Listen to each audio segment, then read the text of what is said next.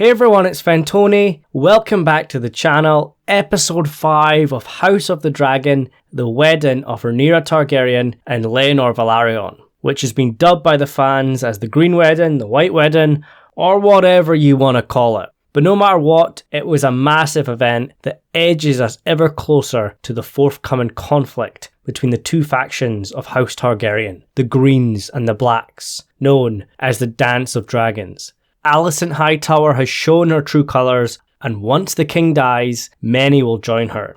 She already has Rhaenyra's sworn protector, Sir Criston Cole, in her back pocket, and now we come to episode 6 and there's a 10-year time skip, and the two leading ladies, Rhaenyra and Alicent, will be played by older actors. And we have 2 brand new clips that give us a clear look at what to expect, as their individual characters, but also as former friends, and a queen and princess dynamic. So let's break all this down, but as always, just be careful for book spoilers, and if you enjoy what you see here, please consider subscribing, and throw a like on the video as well. I really appreciate that. But yes, let's talk about House of the Dragon, and the first brand new scene features Queen Alicent Hightower with Larys Strong, also known as Clubfoot. And remember in the last episode, he told Alicent that the Grand Maester delivered on the king's behalf a very suspicious tea to the princess. This is clearly his desire to establish himself as the queen's ally. He's almost like a Varys type character as the Master of Whispers. And just like everyone at court, he has his own agenda, usually to better your position. And Larys Strong is the second son of the Hand of the King. He has nothing to inherit and looked down on because of his disability. So you can see where this is going. He's not truly loyal to the Queen, but he's more than happy to have the Queen's ear and to be her ally when she feels most alone. And this is a very bold and ambitious move, because we all know in secret many lords will side with Alicent and her son Aegon against Rhaenyra. But Larys is putting himself in a very risky position. He is ahead of the curve. He wants to get in there before everyone else flocks to the Queen's cause. Whilst everyone else was out there sitting on their hands, it was Larys Strong that was the first ally for the Queen, and in turn her son, the future king. She knows that Larys Strong isn't truly loyal to her. I don't think she's stupid enough to believe he cares for her, but she knows his value as her Master of Whispers, and she knows he is very, very ambitious. Because Alicent is almost alone, without her father whispering in the king's ear and pulling strings for his daughter, being partial to her. Alicent has very few allies right now, or at least ones brave enough to make themselves known until the king dies. Because even though we argue that King Viserys is a weak king, his life is the only thing that's stopping the inevitable war. And many lords secretly want Aegon as king, not Rhaenyra, for the sole purpose of her gender. And perhaps Rhaenyra's recent run-in with her uncle, and the drama of her wedding. But in the end, it all boils down to the fact she is a woman. But right now, very few have the balls to publicly support Aegon. But I think Alicent has to remain patient, wait for Viserys to pass, and in the meantime gather allies. She has Larys Strong, she has her uncle and the Hightowers, who are a very old and powerful house. They're not the great house in the Reach, but they are extremely powerful. Her uncle, the Lord Hightower, is pushing for Aegon to become the heir. And Alicent showed her true loyalty at the wedding. It means it's only a matter of time. But a lot can happen before the king dies. And right now it seems like Alicent has only managed to make one ally in King's Landing. But Alicent is pushing for it behind the scenes. And we can see in the trailer she meets with her husband and mentions Rhaenyra's 3 kids. One of them is a mistake, 3 of them is an insult. Because we all know they are not Rhaenyra Targaryen's kids. They are officially, they are legally, but biologically they are not. And everybody knows this. Just look at them. They look nothing like their so-called father. They have dark hair, not Valyrian blonde, and that is the dead giveaway. But the king won't budge, and he's determined to stick with his decision to keep Rhaenyra as the heir. War is inevitable though. If Rhaenyra stays the heir, there will be war. If Aegon is made the heir, there will be war. Viserys asks what his legacy is. This is what it is. An uncertain line of succession, and his children's civil war. But yes, I don't expect the king to change his mind. I think he dies with Rhaenyra as heir. But Alicent is determined to prevent the warning from her father happening. The war will come when Rhaenyra ascends to the Iron Throne, and she will kill her half-siblings to secure her reign.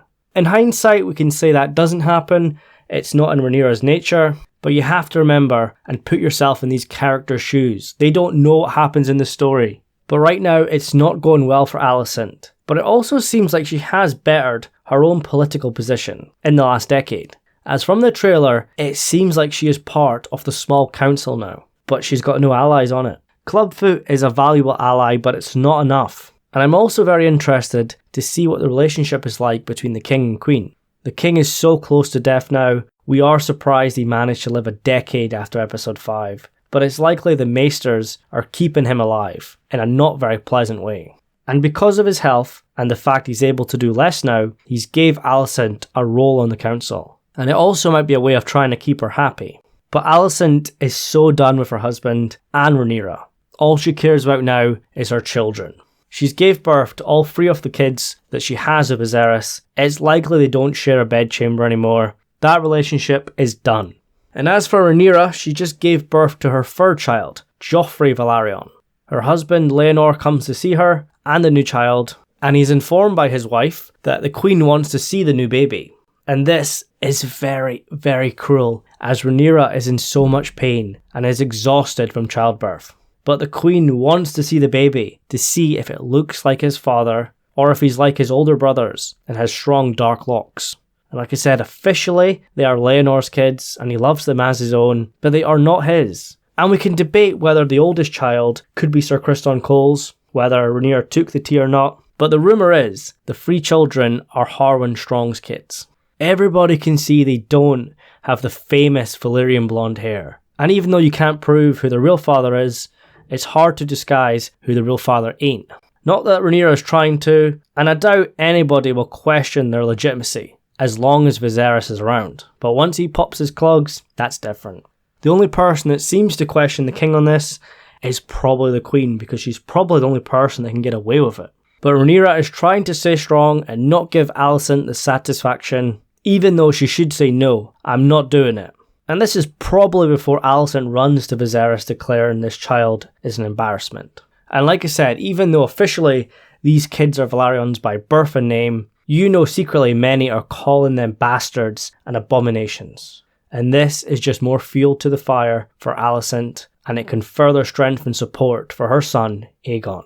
But then again, even if Rhaenyra had Laenor's kids with glowing Valyrian locks, there was always going to be lords who will never accept her simply because she's a woman. Everything else is just a bonus for them. And I honestly feel sorry for Rhaenyra. In Fire and Blood, I supported the Blacks. I will admit though, I don't follow them blindly. I know that Rhaenyra is not completely innocent. Maybe Rhaenyra living the life she always wanted was a bad idea. Maybe she's put herself before Aegon's prophecy, the realm, her responsibility. And that's what makes this series so good. Game of Thrones was never purely good versus bad characters. Even characters like the heroic Jon Snow crosses into the grey zone many times. And then on the other side, you've got really villainous characters like Cersei. You feel sympathy for her many, many times on the series. And I think House of the Dragon has done a brilliant job making you feel sympathy for characters like Alicent, who in Fire and Blood was far less loved than Rhaenyra. And I'm very interested to see how they approach characters like Aegon and Aemond, who are more of a Joffrey-like character than a Jon Snow. But like I said, most characters have their merits and their flaws. This is not good versus evil. People make mistakes all the time. There are heroes and villains on both sides. Daemon Targaryen is the best example. He is loved by most people, but he's only going to become more diabolical from here on out. But I want you guys to post your thoughts on the 2 clips. We don't really see that much, but we get a glimpse into the new actors playing Alicent and Rhaenyra, and where their characters are after 10 years. And quickly before I go, I just want to take my hat off to the casting department. The 4 actors that are playing these 2 characters just look so similar, and from what we've seen so far, they almost feel like the same person in their portrayal. But yes, damn sure excited for the next episode. House of the Dragon is the best show on TV right now, and the second half of season 1 I think is only going to get better. But yes guys, I think that'll do it for today.